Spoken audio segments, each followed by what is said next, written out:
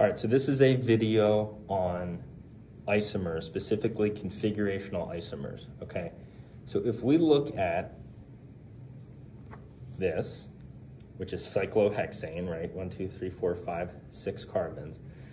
The reason it's even called a chair is because if you look at it like this, or let's go this way, if you look at it, because in space, when you're looking at this on paper, this looks nice and hexagonal, perfectly geometric, but in real life, that's not the case.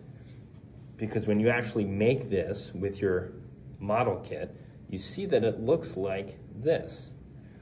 So these 4 carbons, 1, 2, 3, 4, they eclipse each other there, the 2 and the 2, and these 2 are kind of popping out. And it's called a chair because this looks like a patio chair on the side of a pool. If your body was on top, you'd rest your head here, and you'd lie down and you'd rest your feet on this one. All right, so that's why it's called a chair. Okay, so the difference I'm going to show you here is between what's called a cis-trans isomer. Okay, so if we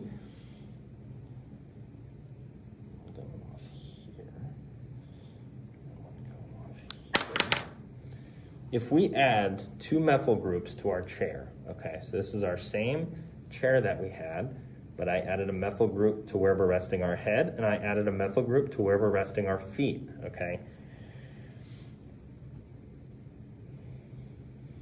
And these are, we're resting our head, let's go down.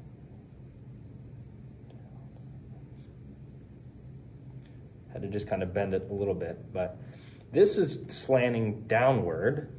This is slanting upward, okay? So they're clearly going in different directions.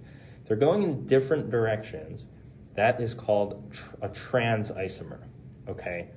So if you start here as number 1, 1, 2, 3, 4, and you have 2 methyl groups as your substituents, you'd have 1, 4, but you start with trans, so it's 1, 4, trans cyclohexane. I got that wrong, I'm sorry. It's trans 1,4 dimethyl cyclohexane, okay? So that's that there. Okay, so if you flip this, right, it looks a little different, but it's the same thing. It's still a trans isomer because your methyl groups are still pointing in different directions, okay? The only way that you could change this is if you break a covalent bond. If I pulled one of these off,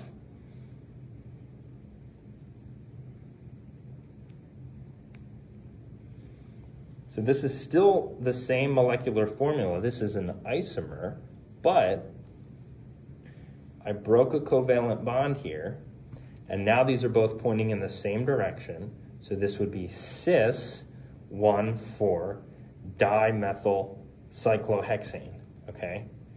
And as you can see, if I flip the chair this way, which isn't technically a chair flip, but if I rotate this, it's still the same thing, right? They're just pointing in different directions.